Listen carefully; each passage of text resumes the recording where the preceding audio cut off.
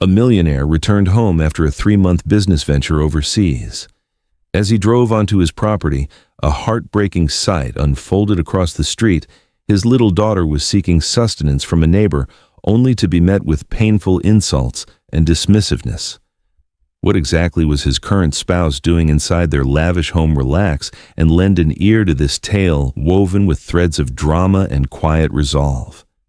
I genuinely hope it serves as the perfect catalyst for a restful night's sleep. And now, let's begin. The afternoon sun blazed over Bainbridge Island, its heat so intense the air felt perfectly still. White mansions stood silently behind rows of pine trees, their paved driveways shimmering under the scorching light. A dark Range Rover rolled slowly onto the quiet street, leaving a faint plume of dust in its wake. Ethan Collins, 43, a successful American entrepreneur of Nordic heritage, had just flown back from Stockholm after 3 months away. He removed his sunglasses and let out a long breath. The home before him, the Collins estate, had once been his pride, a place where upon every return he would hear his daughter's laughter echoing across the veranda. Today the gate was ajar and the lights inside were extinguished. Ethan frowned. There was no reason for the house to look deserted. He turned off the engine and opened the car door. Heat radiated from the asphalt, mixing with the smell of dry leaves. Suddenly, he heard a faint tapping sound coming from down the street. Looking over, he saw a little girl standing in front of the Hanson residence home, to the neighborhood's most disagreeable resident. She was frail with messy brown hair clutching an empty plastic container. A gust of wind lifted her pale purple dress slightly. Ethan froze. It was the dress he had sent to Sophie, his daughter, from Sweden. He took a few steps forward, squinting. The Hanson door opened. A middle-aged man with a pronounced belly, wearing a short-sleeved shirt and holding a mug of coffee, looked at the girl as if she were a total stranger. "You're one of the Collins kids, aren't you?" Sophie stepped back half a pace, her voice tiny, almost swallowed by the heavy hot air. I just wanted to ask for some cookies, sir." Mr. Hanson raised an eyebrow and let out a dry, dismissive chuckle. He lifted his coffee mug, tilted his hand, and the thick brown liquid streamed directly onto the cement. "Coming around panhandling your dad is loaded rich enough to leave his kid out here, huh?" The coffee mug shattered on the ground, a few droplets splashing onto Sophie's bare feet. She flinched, retreating, hugging the empty plastic box tightly. Ethan was paralyzed. All the surrounding sounds seemed to vanish. His daughter, whom he believed was safe and well provided for in that large house, was being humiliated in broad daylight. He started walking his steps, urgent and heavy. His jacket slipped from his shoulder, landing in a puddle. Mr. Hanson looked up just in time to notice the man advancing toward him. Ethan's gaze was so intense and frosty that it stopped the neighbor in his tracks. Without uttering a single syllable, Ethan bent down and pulled Sophie close. The girl was stunned, then burst into convulsive sobs. He wrapped his jacket around her, his breath ragged, his hands trembling slightly. "Dad," just one word short, and choked with emotion. Ethan gathered her into his arms, holding her so fiercely as if afraid someone might try to snatch her away. Mr. Hanson stammered, I didn't realize it was..." Ethan glanced over. "You ought to stick to your own business." His voice was hoarse, not raised, but enough to choke the man opposite him. Mr. Hanson could only swallow hard before backing inside, the door slamming shut. The wind picked up strongly. Clouds gathered and darkness descended upon the street. Ethan carried his daughter across the road. Rain began to patter down, cold and sharp. Sophie shivered in his arms, her face pressed against his shoulder. "Daddy, I'm scared." "It's okay, sweetheart. Daddy's home now." He spoke softly, walking faster. The gate to the Collins estate remained open. Ethan walked straight in. The stone pathway was covered in dry leaves and a few potted flowers drooped lifeless. He pushed open the main door. The hinges shrieked. A damp, unpleasant stench mixed with the odor of alcohol and spoiled food assaulted his nose. He paused, looking down at Sophie. "Stay right here, okay?" She nodded, clutching her father's jacket. He gently placed her on a chair in the foyer, then ventured deeper inside. The floor was sticky, littered with empty bottles, takeaway containers, and crumpled newspapers. On the dining table, dirty dishes were stacked high, buzzing with flies. The walls were stained with watermarks. The house that used to glow with light every evening was now pitch black, illuminated only by occasional flashes of lightning through the windows. The air was thick and humid, as if no one had opened a window in days. The bright living room where Sophie once ran around singing and hugging her teddy bear was now engulfed in trash-broken playthings and scattered beer cans. The TV was on but silent. On the screen was an old news report footage of a storm from 3 weeks ago. The flickering light reflected off the yellowed stains on the walls, making the room look like it was exhaling desperation. Ethan placed Sophie on the sofa. Her eyes were distant. Her soaked hair was stuck to her cheeks, her small hands gripping her father's coat hem. He gently bent down, brushing the damp strands from her forehead. "Sit here, don't be afraid." Sophie didn't speak, just nodded slightly, her gaze fixed on the darkness at the end of the hallway. In the kitchen, a yellowish light flickered. Ethan stepped in his foot, catching an empty wine bottle that rolled and shattered beneath his heel. At the table, a woman was slumped over her hair, disheveled, her shoulders shaking lightly. He approached. "Marianne." There was no reply, only a slight gasp in the heavy scent of alcohol. He placed a hand on her shoulder and gently shook her. The woman lifted her head, her eyes bloodshot, her face haggard with deep hollows in her cheeks. For a moment he didn't recognize his own wife. "Ethan, you're back?" Marianne managed a smile, but it was twisted and broken. "I didn't think you'd be home so soon." He stood silently looking around. "What is all this?" He gestured to the table, the scattered bottles, unpaid bills, a broken family photograph lying on the floor, its glass cracked. Marianne looked down, quickly picked up the picture, wiped it with her sleeve, her voice faint. "Just a little trouble." Ethan walked to the refrigerator. When he opened it, a strong, sour odor wafted out. Inside, there was only a bulging carton of milk, a few slices of moldy bread, and a liquor store debt note taped to the door. He took the note, his eyes darkening. "A little trouble." Marianne stumbled to her feet, bracing herself against the table. "Don't look at me like that. The money you sent, I had to pay off debts. I didn't want the child to be sent home from school." Paying off debts with liquor. Ethan's voice was low and intense. He had never raised his voice, but the sound of it now was enough to freeze the room. Marianne backed away, her eyes tearing up. "You don't understand. For the past 3 months, I've been all alone." In the living room, Sophie walked slowly around the coffee table, picking up a doll with a broken head. She looked at it for a moment and then put it back down. Her eyes were empty, her shoulders trembling slightly. Ethan turned to look at her, a lump forming in his throat. He approached and searched the kitchen. There was nothing edible. Finally, he took a glass, filled it with tap water, and offered it to Sophie. "Drink this, honey." She took it, her hands shaking slightly. "I'm not thirsty, Daddy." Ethan placed his hand on her head. "Just a little, okay." Marianne stood behind them, her voice rough. "Don't act like I'm a terrible person. I looked after her. I even bought some pastries yesterday." Ethan didn't turn around. "She just went to the Hanson house to beg for food." Marianne froze. A second later, she laughed, a coarse, broken sound. "That old man is probably lying. You know, these neighbors have hated me for ages." Ethan walked over, looking directly into her eyes. "I saw it with my own eyes." The air grew heavy. Marianne bit her lip, her hands clenched. I just went out for a moment. Maybe she was hungry. I would have done things differently if there is no if. She was dishonored right out there on the street." Ethan's tone was absolute, deep and cold. Marianne turned her back, grabbing a bottle from the table, her hand shaking as she uncorked it. "Don't act like you're flawless. You weren't even here." Ethan was silent for a few seconds. "I believed you were okay. That's what you said every time you called." "Yes, I was lying." Marianne screamed, tears mixing with sweat. "You abandoned me here with the kid, with the debt, with this house. I was terrified every day, waking up not knowing how I was going to pay for things." Ethan took a step back, looking down at the stained floor. His heart felt heavy. He remembered the long nights in Stockholm where his phone screen showed only Marianne's weary smile. "Everything's fine," she had claimed. Now he understood it was a veil hiding desperation. Thunder rolled and the lights flickered. Sophie huddled, covering her head with her hands. Ethan bent down and lifted her. "Enough. We're leaving." Marianne slammed the wine bottle against the wall. The liquid splattered everywhere. "You can't take her, she's mine." Ethan stopped at the door, not looking back. "Whose is she?"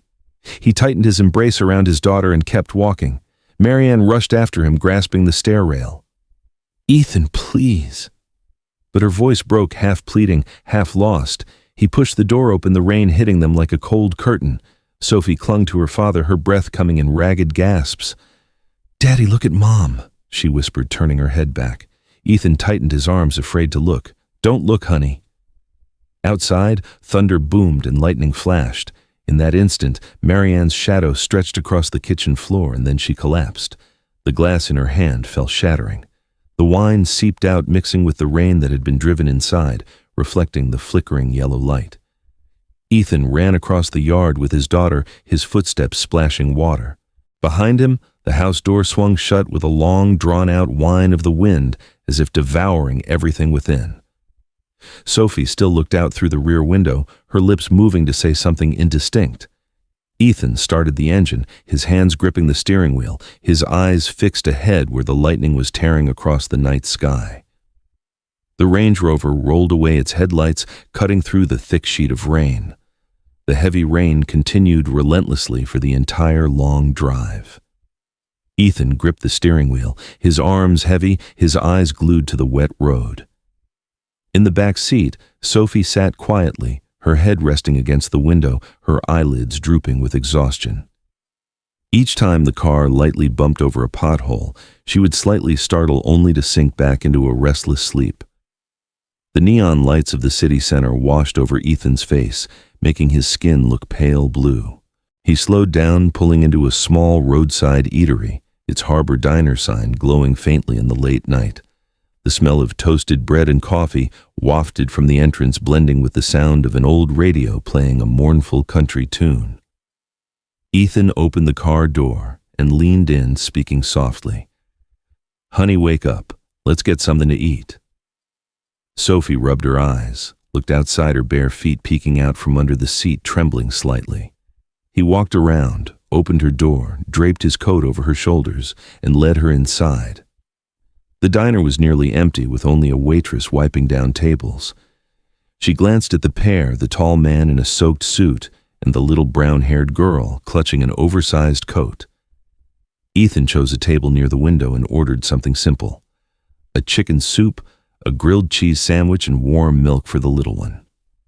Sophie sat still, her small hands clasped in her lap, her eyes fixed on the rough wooden tabletop. When the waitress brought the food, she didn't touch her spoon right away. Ethan pushed the plate closer. "Eat up, you need to regain your strength." Sophie bit her lip and whispered, "Mr. Hansen wouldn't give me any food anymore. He said our family ran out of money." Her voice was so quiet it was barely a breath. Ethan looked up, his gaze faltering. He couldn't speak, his throat tight. Sophie bowed her head, eating small spoonfuls, the bread almost sticking together with tears.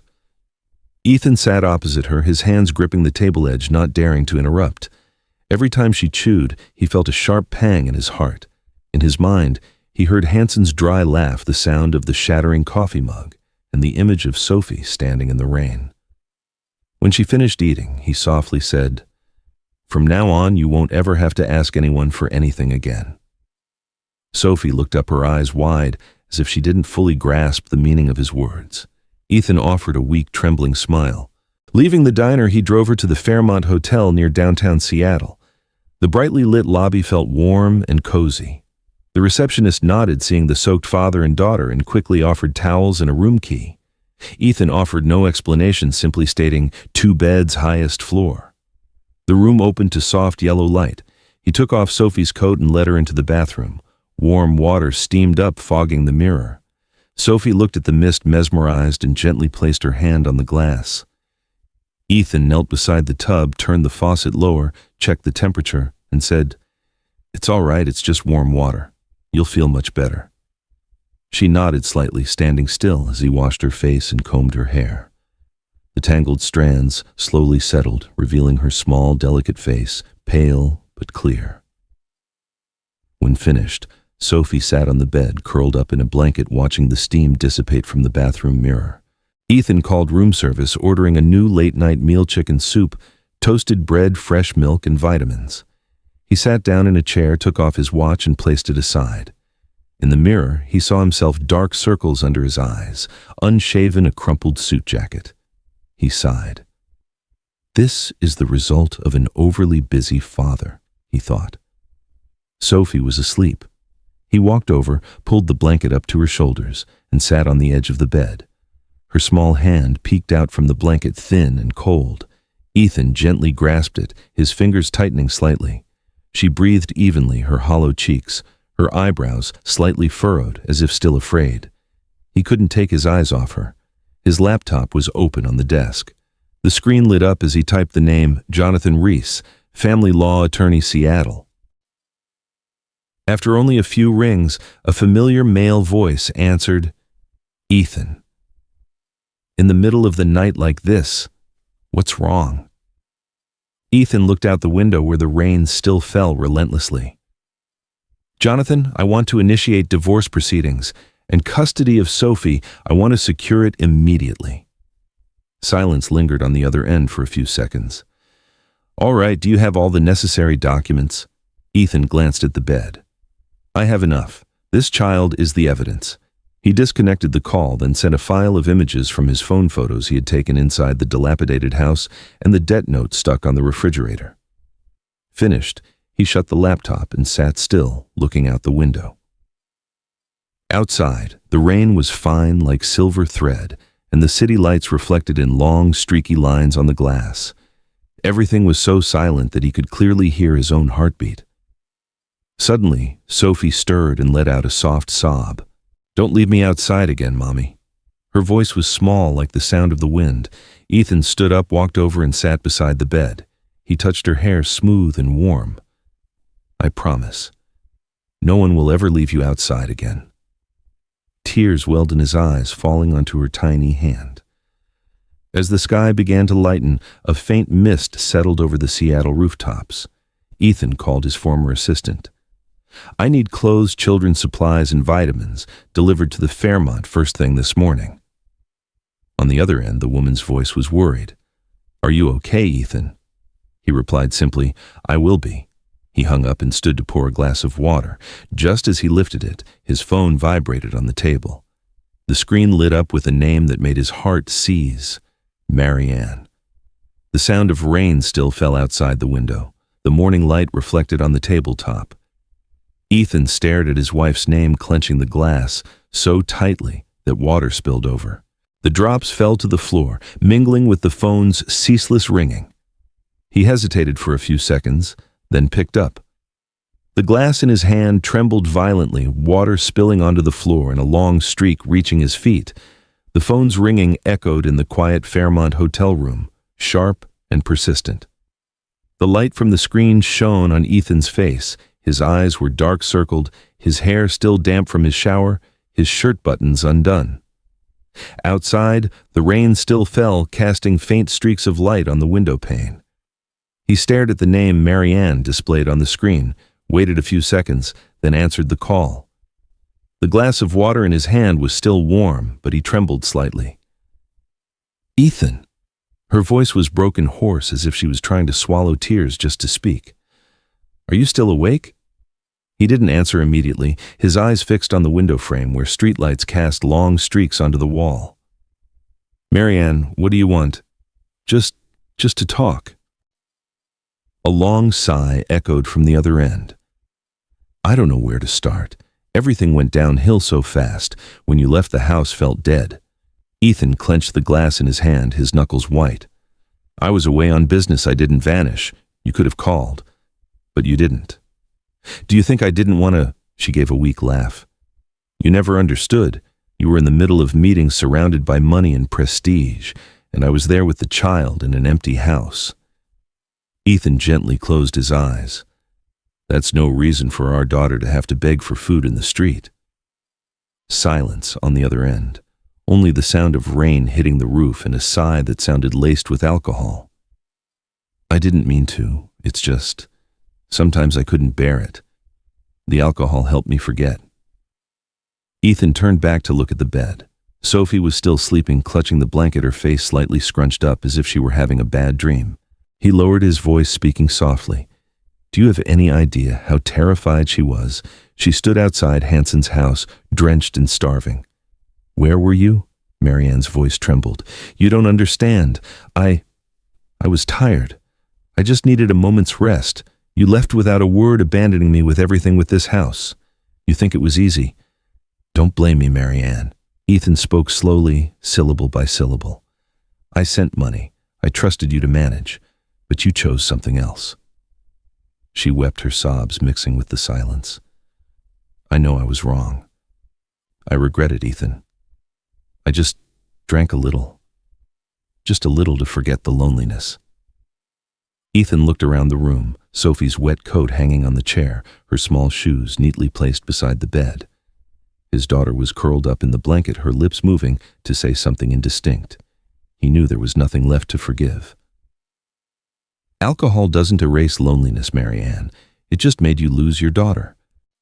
On the other end, Marianne sobbed uncontrollably, then fell silent. The room was engulfed in the space between the two ends of the line. Ethan could hear the distant cold sound of wind whistling through the crevices of her house. After a while, she whispered, What are you going to do, secure Sophie? He answered, his voice firm. No, you can't. She's my child. She's both of ours, but only one of us is taking care of her. Marianne choked up. I need a chance. Don't do this to me. Ethan bit his lip, his gaze fixed on the sky outside. A chance is only valuable if a person knows how to keep it. You threw yours away. A rustling sound came from the other side, followed by a sigh of despair. I love you, Ethan. Whether you believe it or not, I still love you. Ethan closed his eyes, his heart pounding in his chest. Love won't save you, and it won't save our child. He spoke quietly, then disconnected the call. The moment the dial tone sounded, the glass of water in his hand slipped from his trembling fingers, falling to the floor. The shattering sound echoed sharply in the quiet room. Water spread out, creeping under his feet, reflecting the light cast down in a blurry streak. In the hallway, footsteps stopped. A night service attendant holding a cleaning tray peered through the slightly ajar door. Ethan looked down and gently nodded, signaling that everything was fine. The attendant left, leaving silence behind. Ethan sat down, picking up the glass shards one by one, carefully, as if handling the most fragile thing in his life. Each time a shard cut his hand, he barely flinched. The small drops of blood mixed with the water on the floor, then dissolved. Outside, the rain began to thin. The faint light of dawn seeped through the curtains. Sophie stirred, opening her eyes. She saw her father sitting at the table. His shirt still wrinkled, his eyes dark circled, but in front of him was a plate of hot pancakes and a fresh glass of milk. You're up early, Daddy, she asked, her voice heavy with sleep. I haven't slept. He smiled, trying to hide his red eyes. Eat up, honey. These pancakes are delicious. Sophie ate small bites while he opened his laptop. The screen glowed brightly in the quiet space. He typed an email to Jonathan Reese with a short subject line, Custody and Immediate Protection Order. He attached the scene photos, detailed notes about Sophie, her nutritional and psychological state, and the evidence found in the house. He slowly typed the last line, I need action today. He reread it a few times, then pressed send. A small ping sounded, confirming the email was gone. Outside the window, the first rays of sunlight after weeks of rain shone into the room, illuminating the wet floor. Ethan leaned back in his chair, letting out a soft breath. A little warmth crept into his chest, a feeling he thought he had forgotten. But before he could savor the peace, his phone vibrated again. This time, it wasn't Marianne. The screen displayed unknown number. The message appeared word by word. I want to talk. Don't judge before you hear me out. Ethan stared at the screen, the light reflecting in his tired eyes. Outside, the sky was still damp, and amidst the sounds of the waking city, a vague premonition made him grip his phone tighter. A night of heavy rain had passed, and Ethan was awake. Recent events had kept him sleepless. Wet maple trees swayed in the cold wind. Ethan put on a thick coat and quietly closed his hotel room door. Sophie was staying with Patricia, his former assistant, playing with building blocks on the floor. Her lips lightly pursed, but her eyes were brighter than the day before. Patricia whispered, You go ahead, I'll watch her. Ethan merely nodded, his gaze lingering on his daughter. He drove back to Bainbridge. The coastal road was covered in water. The houses on either side were silent. When the car turned onto the old street, everything looked coated in the dust of time, white fences with peeling paint, faded lawns, and the Collins mansion standing starkly behind the rows of pine. The iron gate was slightly ajar, the curtains still drawn with no signs of life. He paused for 3 seconds, then turned in a different direction. At the end of the street, a small house nestled behind a row of trees. In front of the porch were wild daisy bushes dotted with yellow flowers defying the damp, cold weather. Ethan walked up and knocked. The sound echoed, and then a frail old voice called out, "I'll be right there." The door opened. Mrs. Helen, about 60, thin, with neatly tied gray hair, wearing an old gray cardigan, looked at him with a hesitant expression. "You're Mr. Collins, aren't you?" "Yes," Ethan nodded. "I'm Sophie's father." She sighed, avoiding his gaze. "Come in. I've been hoping you'd come back someday." The small house was immaculate. The smell of baking and peppermint tea filled the air. On the wooden table, she placed an old shoebox bound with rubber bands. She sat opposite him, her hands trembling slightly. "I have something here that I think you need to see." Ethan untied the bands and opened the lid. Inside were dozens of hastily printed photos, the edges still damp with ink. He picked up the first one, Sophie huddled on a step, clutching her stomach, her eyes deeply sunken. Another picture, the girl curled up under an awning next to an empty milk carton.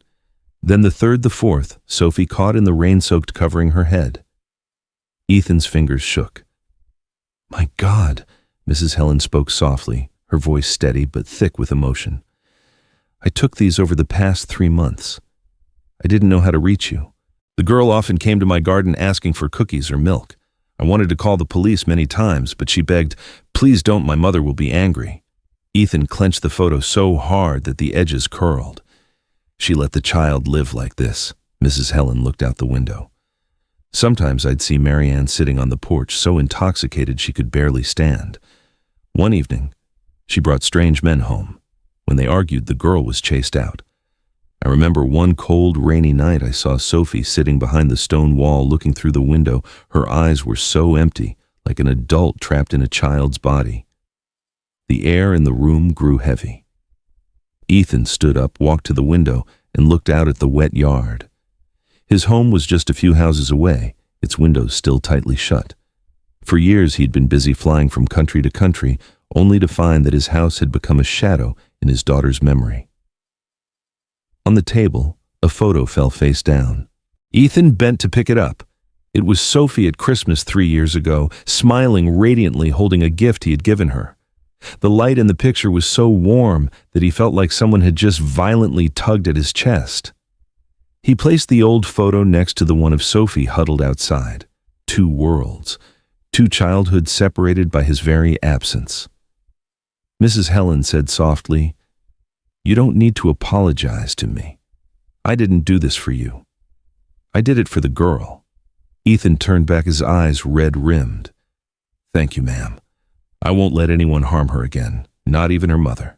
Mrs. Helen nodded, then carefully took a few papers from her pocket. "I also kept some audio recordings nights when Marianne called someone talking about money, about getting rid of 1 extra mouth to feed. I don't understand everything, but perhaps you should listen." Ethan took them, his voice choked. "I will hand everything over to my lawyer. You could get into trouble for keeping these things, you know," she smiled faintly. "My biggest trouble was pretending not to see. I don't want to take that to my grave." Wind blew through the crack in the door. The thin curtain fluttered. The ticking of the wall clock was clearly audible. Ethan stood still for a few seconds, then whispered, "If anyone asks, tell the truth. I will take care of the rest." He left the house as evening approached. The shoebox was clenched tightly in his hand, heavier than any brief he had ever signed. Mrs. Helen escorted him to the porch quietly, saying, "May God bless the child." He nodded, turned his back, and walked down the steps. The cold wind swept through the street, carrying the damp scent of the nearby forest. He walked past his house, still silent. On the lawn in front of the door, an empty police car sat, its window slightly open. Ethan glanced at it and kept walking. As he got into the car, the rain began to drizzle.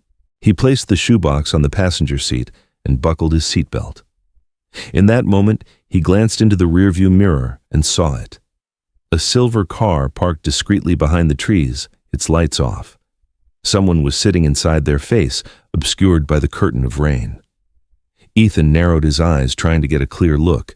The person dipped their head down. He slowly started the engine and drove out of the street. In the mirror, the silver car's headlights flashed, once then went out. The Seattle afternoon was a blur of drizzle. Small raindrops lined the car window as Ethan drove back to the Fairmont Hotel. The rain wasn't heavy, but enough to make the air dull, cold, and strangely quiet. He turned off the engine, grabbed the shoebox from the passenger seat, and walked into the lobby with heavy steps. The hotel lobby was bright, the smell of fresh coffee wafting through the hallway. On a sofa, Sophie was playing with building blocks alongside Patricia. She looked up when she saw him, her round eyes lighting up with quiet joy. "Daddy, you're back." Ethan gave a slight nod, a weary smile crossing his face. "Yes, I'm back. Have you eaten anything?" "Ms. Patricia gave me toast and milk." He sat down next to her, gently stroking her soft hair, then glanced at the coffee table where his opened laptop and a file from lawyer Jonathan Reese lay. A knock sounded on the door. Jonathan walked in his dark coat, still damp from the rain. "This is the complete draft for the emergency temporary custody order." Ethan said nothing. He simply placed the shoebox on the table between them. "The neighbor gave me this. I think you need to see it." Jonathan opened the lid. The air in the room suddenly grew heavy. The photographs rustled in his hand one by one. Sophie huddled in front of the door, Sophie curled up under the awning, Sophie drenched by the downpour, Sophie clutching her stomach, her face pale. Between the pictures were a few debt notes, liquor store receipts, and a scribbled note with Marianne's name and an unpaid debt figure. Ethan stared intently, his hands clenched on his knees. When Jonathan flipped to the photo of Sophie, standing in the rain, the exact moment Ethan had witnessed, he stopped. Neither man spoke. The ticking of the hotel clock was clearly audible. Jonathan inhaled deeply, his voice low. "That's sufficient. This is not just moral evidence, but proof of neglect endangering a minor. Law enforcement will get involved if you wish." Ethan looked up, his eyes, hardening, no longer reflecting blind anger, but a quiet determination. "I don't want her incarcerated. I just want Sophie safe, and I want this never to happen again." Jonathan nodded. "I understand. But to protect the child, we must follow the law precisely. I will file an urgent request for a temporary protection order and ask the court to grant you custody. They will process it quickly, possibly within the next 48 hours. He gathered the papers and handed them to Ethan for his signature. "Once you sign, get some rest. I will handle the rest." The door closed, leaving only the sound of rain outside the window. Ethan remained seated, the shoebox wide open. He reviewed each photograph as if wanting to etch every bit of his daughter's suffering into his memory, so he would never forget.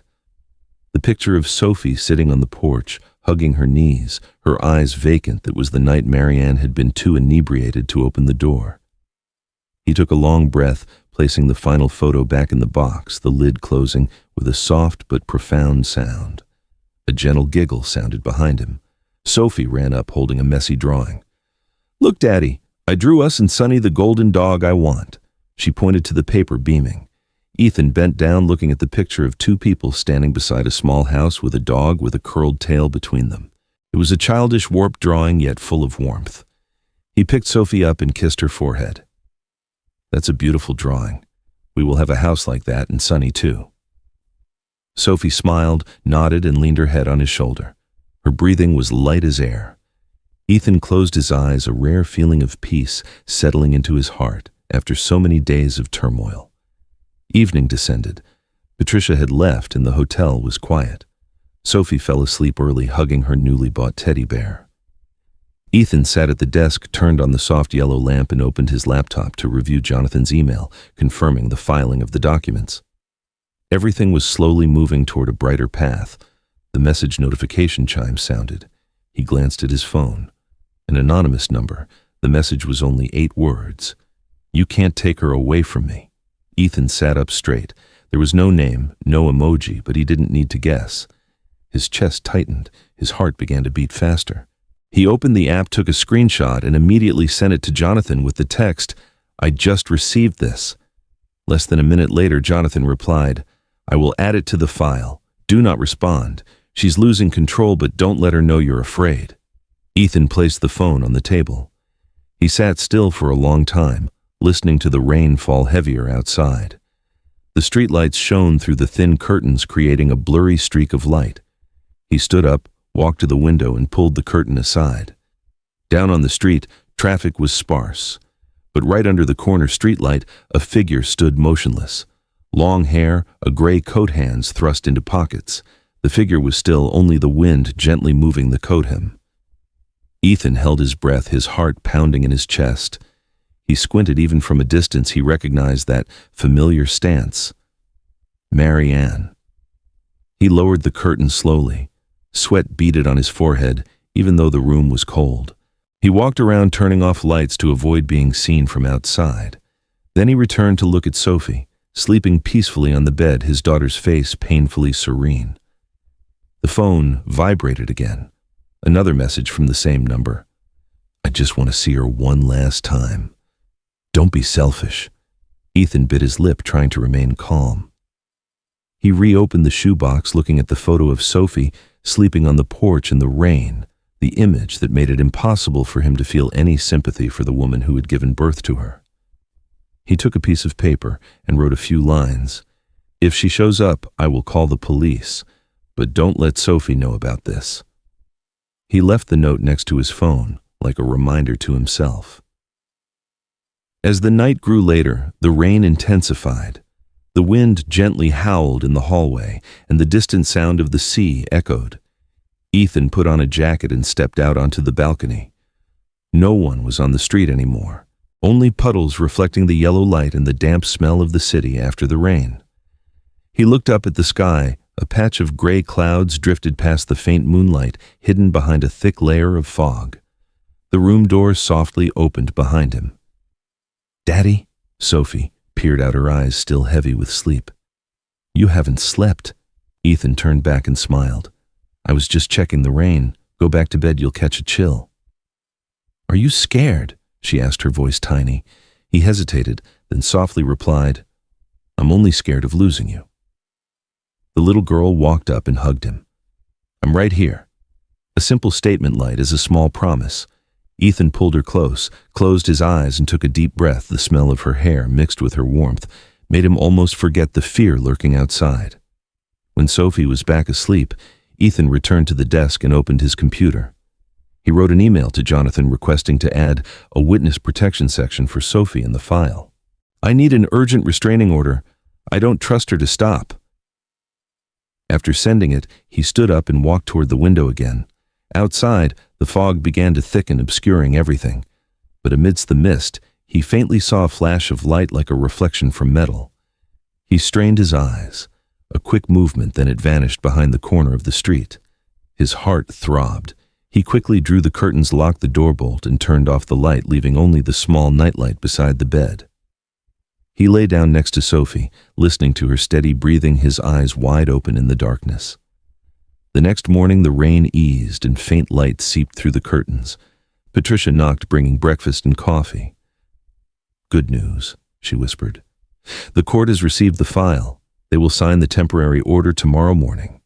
Ethan nodded, his voice hoarse. "Thank you." He opened the shoebox one last time, checking each photo, arranging them into numbered envelopes. Each picture was now evidence, but to him it was a scar that would never fully heal. Sophie ran up, smiling brightly. "Daddy, it's not raining anymore today." He turned back and smiled. "Yes, the weather's getting better, honey." He picked her up and kissed her cheek. "We're going to a real home soon, a place where no one can ever make you cry again." But as he put Sophie down, his eyes inadvertently looked out the window. On the street below, the silver car that had been at the corner yesterday reappeared. The car window was slightly open. Someone was inside, motionless. Ethan stood still, his hand trembling slightly. He quickly closed the curtain this time and whispered to himself, "She won't harm anyone else." The Seattle night was enveloped in mist. Yellow streetlights cast faint beams onto the wet roads. Ethan sat quietly by the window, his gaze fixed on the empty street. Under the light at the end of the block, the figure in the gray coat still stood there, motionless, only occasionally tilting her head as if looking straight up at his hotel room window. He hadn't slept a minute. The entire room was silent, broken only by Sophie's even breathing from the adjacent bed. Ethan tore his eyes away from the window, looking at the picture father and daughter had drawn together yesterday. A crude drawing, yet the only thing that brought him calm amidst the swirling chaos of his fear. His phone vibrated. Jonathan was calling. His voice through the speaker was taut. The court confirmed the hearing for tomorrow morning. "I want you to keep Sophie in the room. Don't go out no matter what happens," Ethan replied softly. "She's still around. I can see her. I know. But don't let her see you panic. Local law enforcement has the description. They will increase patrols around the hotel tonight." Ethan gently nodded, even though he knew Jonathan couldn't see him. After the call, he turned off his phone and placed it on the table. As the screen light faded, the room plunged into thick darkness again. He returned to sit beside Sophie's bed. She was still asleep, tightly hugging the small teddy bear. Ethan gently stroked her hair, his eyes softening. Outside, sudden footsteps echoed in the hallway. Ethan looked up. 3 steps, then silence. He stood up and approached the door. Looking through the peephole, he only managed to catch a glimpse of a shadow sliding past the corner of the wall, disappearing. A chill ran down his spine. He checked the door lock, then returned to his spot, but that night he didn't sleep again. The next morning, the hotel fire alarm suddenly blared, shattering the silence. Ethan woke up abruptly. Sophie jumped up, startled. He reassured his child, "It's okay, stay here with Daddy." A staff member ran down the hall shouting, "There's a disturbance in the lobby, the police are coming." Ethan walked to the window and looked down. In the lobby, a woman in a gray dress was wailing amidst the pouring rain, her arms flailing, her hair disheveled, her face pale. Marianne. "Ethan, don't take her away, she's mine." Her voice echoed, broken by the downpour. 2 security guards held her back, but Marianne struggled, pushing one man to the ground. The police arrived minutes later, pulling her away from the lobby area. Ethan pulled Sophie into his embrace, his heart pounding wildly. "Daddy, that's Mom." The little girl trembled, her eyes fixed on the window glass. "Look at me, it's all right." He spoke softly, then carried his daughter out of the room, taking the back staircase. Jonathan was waiting in the basement garage, quickly putting on a raincoat. "Hurry, we need to leave immediately." Ethan placed Sophie in the back seat and buckled her in. As the car turned onto the main road, he looked back. Marianne was still being held by the police, her eyes full of tears, yet her gaze holding a frantic rage. Part of him still felt pity, but the other part was the most primal fear, the fear that she was capable of anything. In the car, Sophie looked at her father through the rearview mirror, asking softly, "Daddy, why is Mom crying?" Ethan gripped the steering wheel tightly. Rain pelted against the glass. He didn't know how to answer. After a few seconds of silence, he simply said, "Mom is just tired, honey. When she feels better, things will be different." Jonathan sat beside him, opening his file bag. "These are all the documents to be submitted this morning: photos, Sophie's medical confirmation, police reports, and Mrs. Helen Ward's testimony." He paused, looking at Ethan.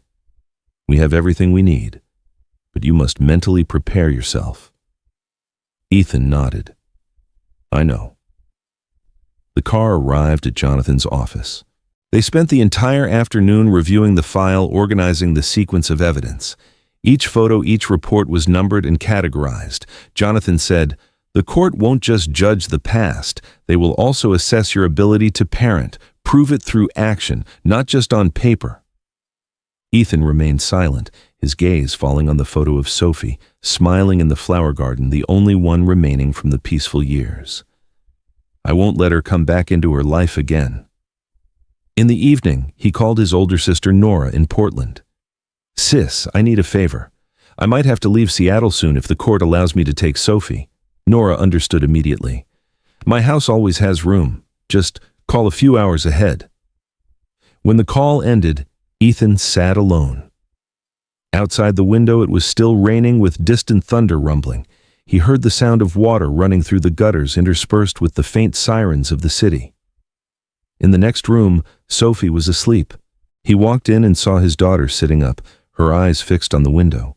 Her brown hair was slightly tousled, her small face illuminated by the yellow light. "You haven't slept?" he asked. "I can't sleep," she said, her voice tiny. "I just want to sleep somewhere Mom can't find me." Ethan froze a choked feeling in his throat. He sat beside her, gently stroking her hair.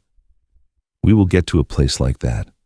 A truly peaceful home with a garden, trees, and you'll never have to hide from anyone again."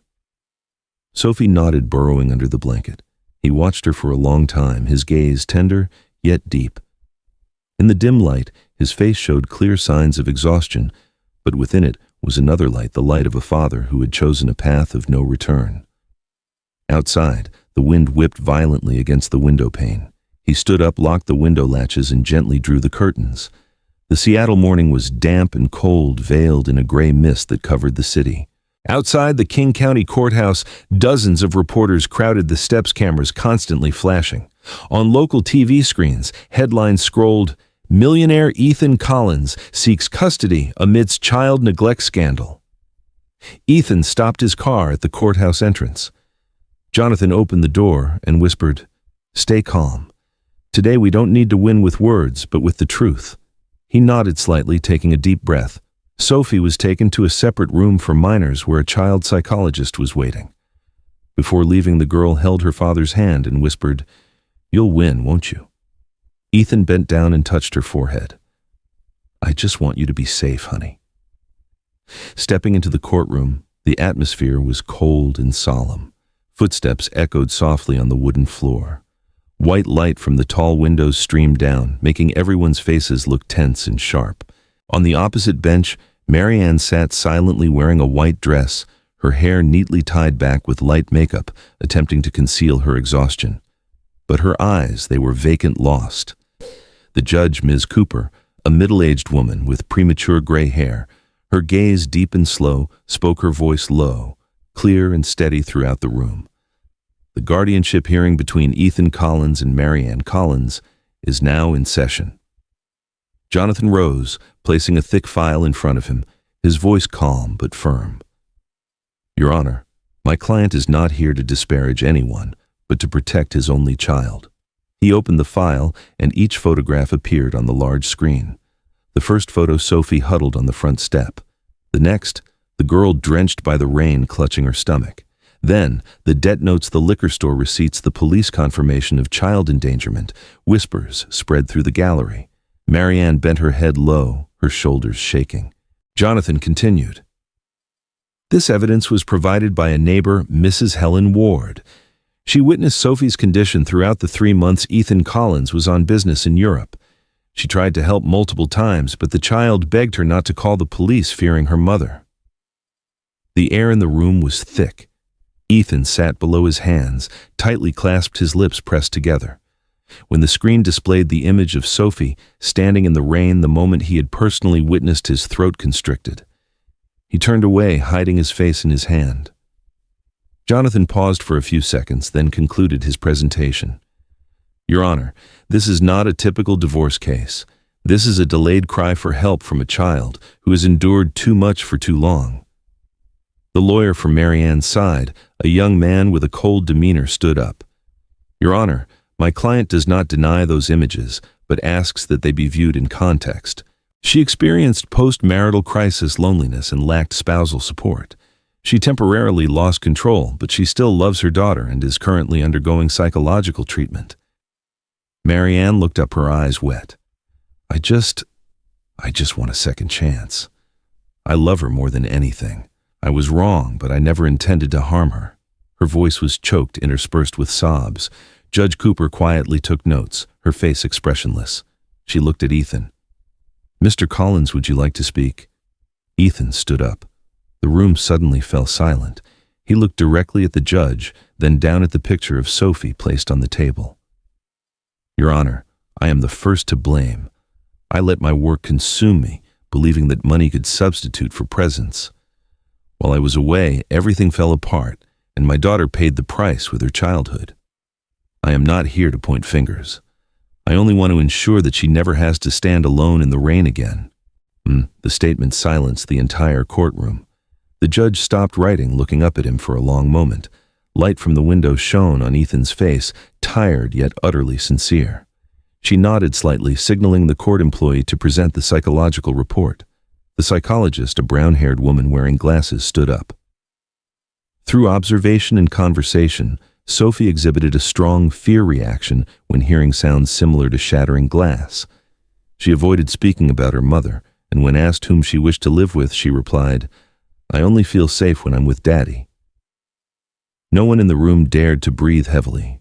Marianne burst into tears, slumping onto the table. Her lawyer tried to remain composed, but said nothing more. Ethan closed his eyes, clenching his hands until his knuckles were white. The judge gently struck the gavel. "The hearing is temporarily recessed for 10 minutes. During the break, Marianne sat alone on the bench. Everyone avoided looking at her. A female officer offered her tissues. She accepted, wiped her face, but her hands still trembled.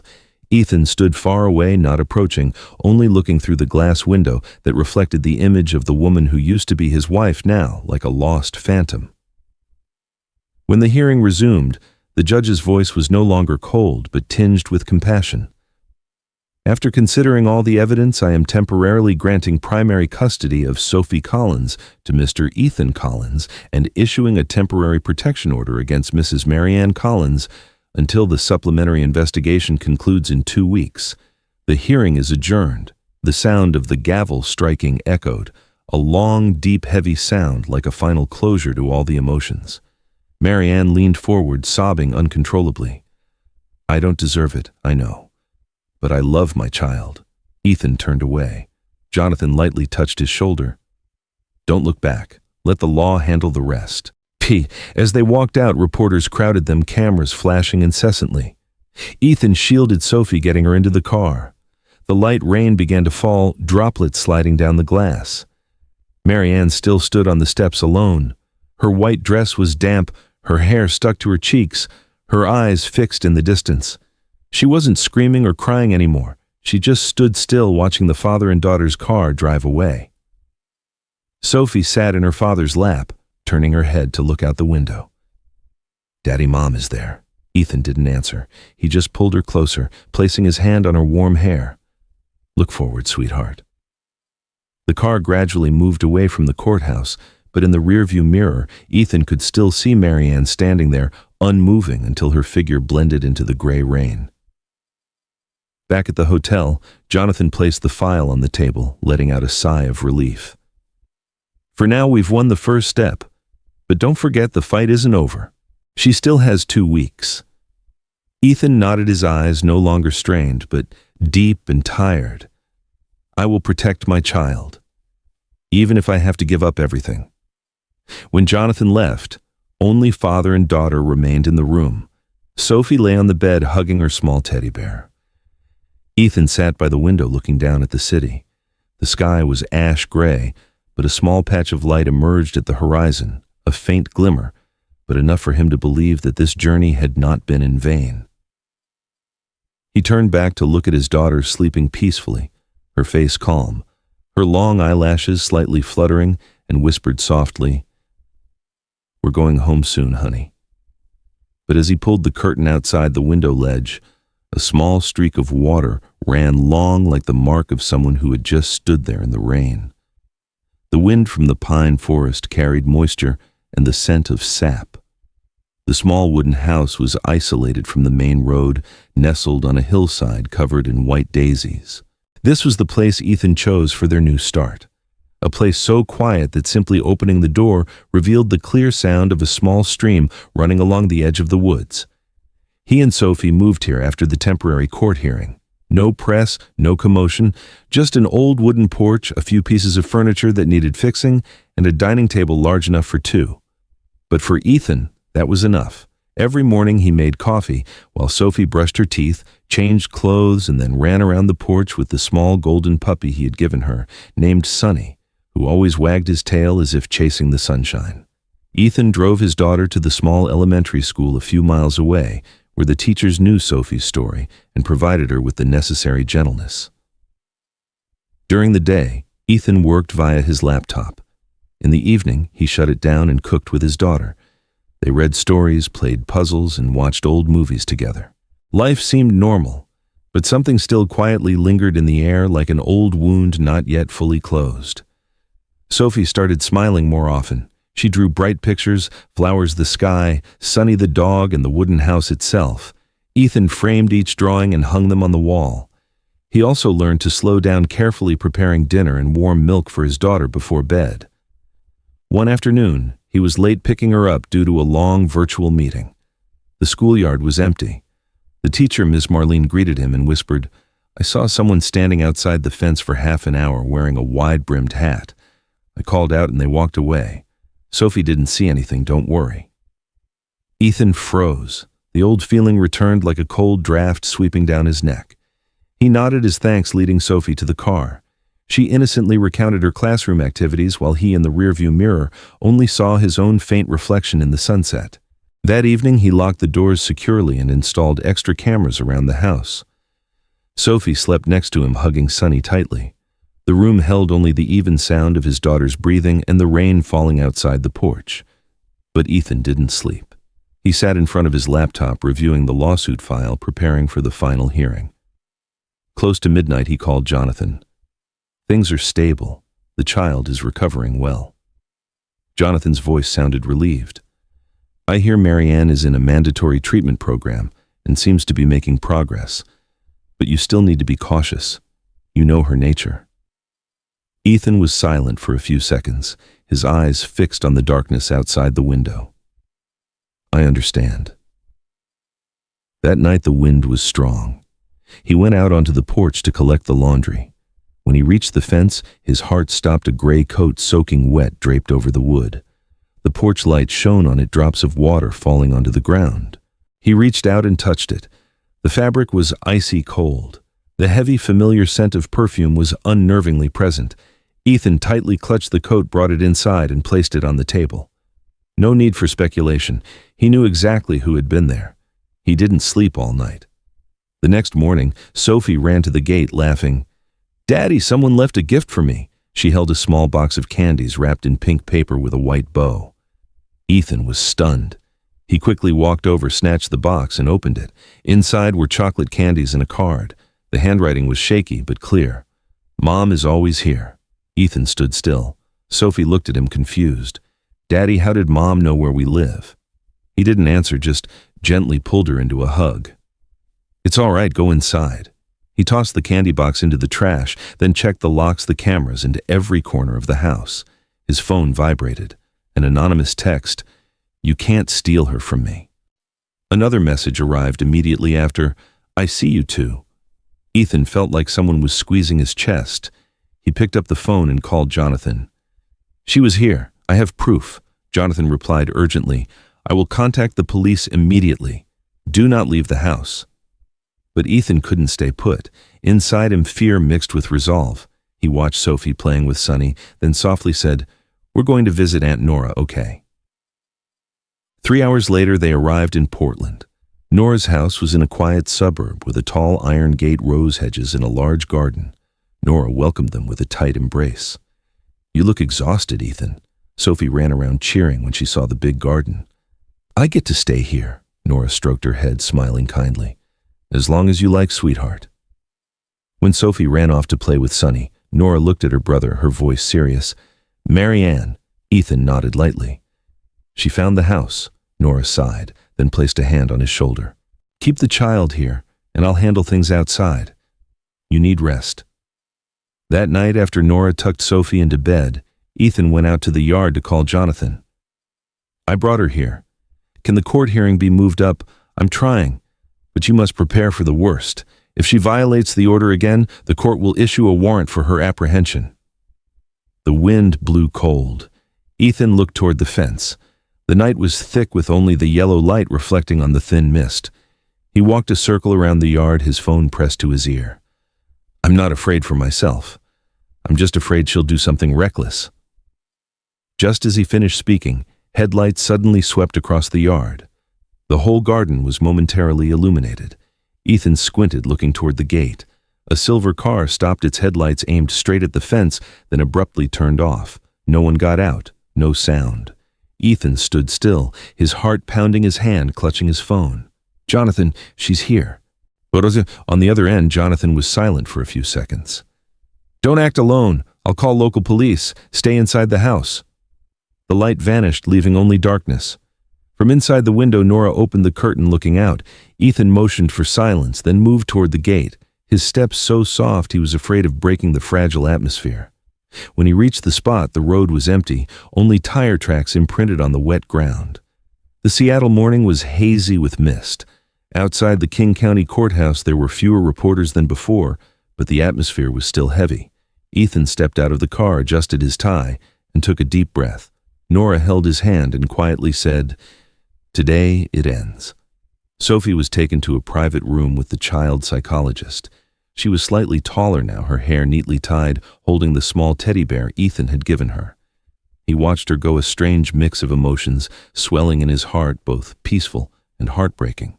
The courtroom was brightly lit. Jonathan sat beside him, the final file placed on the table. Across the room, Marianne appeared in a light-colored coat without makeup or perfume. Her eyes were less red, but still had a vacant look. When she saw Ethan, she gave a slight nod, a cautious and weary gesture. Judge Cooper opened the session, her voice steady but warm. The hearing on guardianship and visitation rights for Sophie Collins. She reread the summary of the process, the evidence, the protection order, and Marianne's psychological treatments. Jonathan rose to present the report. "Your Honor, my client has proven his ability to provide a stable home and nurturing environment for the child. The new police report confirms the defendant violated the protection order twice, but is currently participating in voluntary treatment." He paused, looked at Ethan, then at Marianne. "However, my client does not seek punitive measures. He simply desires safety for his daughter." The judge nodded, turning to Marianne's presentation. She stood up, her hands clasped tightly in front of her. "I have sought treatment. I know I lost control. I no longer wish to fight anyone. I just want the child to grow up without being afraid of me anymore." Her voice was hoarse, but clear, each word falling as if lifting a great burden. The judge opened a new file, the psychological report from Sophie's specialist. The child wishes to live with her father, but is willing to see her mother under supervision. She stated, "I just want my stepmom not to be sad anymore." A long silence fell over the courtroom. Marianne bowed her head, tears falling. Ethan only looked at the table, silent. After a few minutes, the judge read the decision. The court grants official primary custody to Mr. Ethan Collins. Mrs. Marianne Collins is permitted supervised visitation for the first 6 months and must continue mandatory psychological treatment. The hearing is concluded. The sound of the gavel striking echoed, softly but decisively. Marianne stood still for a moment, then approached Ethan. "Thank you," she said slowly, "for not letting the child grow up filled with bitterness." Ethan looked at her, his gaze as still as a lake after a storm. "We both made mistakes. I only hope she doesn't have to pay the price for them." Marianne nodded gently. She turned and slowly walked out of the courthouse, her light gray coat fluttering in the wind. Outside, the rain had just stopped. Sophie ran to hug her father. "Daddy, can we go home now?" Ethan bent down, picked her up, and smiled softly. "Yes. Let's go home, sweetheart." From a distance, Marianne still watched, her hand tightly holding an old photograph, a picture of the three of them when Sophie was a baby, a smile that had never known darkness. 1 month later. The wooden house by the forest was bright in the morning sun. White daisies swayed by the porch. The sound of a dog barking blended with a child's laughter. Sophie was running around the garden with Sunny, her sweater dotted with dew, her cheeks flushed. Ethan stood by the window holding a cup of coffee, looking outside. In his study, a corner of the desk held Sophie's drawing, father and daughter standing in the rain below it, the scribbled words, "The day he came home." He smiled. The hurried workdays, the all-night meetings, the endless business trips, all were now behind him. He woke up to his daughter's laughter and went to sleep with the sound of his dog barking. The simple things he once considered luxuries were now his whole world. In the afternoon, a light rain began to fall. Sophie was no longer afraid. She opened the door, ran onto the porch, tilting her face up to catch the cool droplets. "Daddy, look at me." Ethan chuckled, grabbing a rain slicker, and stepped out with his daughter. He held out his hand, letting the cold water fall on his skin. "Sometimes the rain falls to wash away the old things," he said, his voice light as the wind. Sophie looked up, smiling. "I like the rain now." That evening in her room, she sat at her desk, carefully writing in her new journal. "It rained today. Dad isn't scared anymore, and neither am I. Dad says rain makes the trees grow bigger and people's hearts too." She closed the notebook, placing it on the table next to a small framed photo of her mother. The picture was taken on her 3rd birthday when everything was still whole. Outside the porch, the wind gently moved the curtains. Warm light spilled onto the window frame. Ethan walked by, pausing. Sophie was asleep, her small hands still clutching the drawing of the two of them standing in the rain next to the scribbled phrase, "We are home." Ethan softly closed the door, leaned his back against the wall, and let out a sigh of relief. Inside him, there was no longer the sound of a storm, only the quiet sound of rain falling outside the porch, steady, gentle, and peaceful, like a complete final note to a long journey. And that is our bedtime story for today, the journey of a father who stepped through the darkness to find the light for his daughter. A story of atonement and how love can heal even the deepest wounds, even if it must pass through rain, wind, and old mistakes. And now that you've heard this story, how do you feel? Do you sympathize with Ethan's actions, the resolute father who protected his child with all his heart? Or do you feel sorrow for Marianne, the lost mother, attempting to find her way back to herself? Please leave a comment below. Tell me which character moved you the most and whose actions you won't forget. I'd genuinely love to hear your thoughts, so we can continue talking about this emotional story.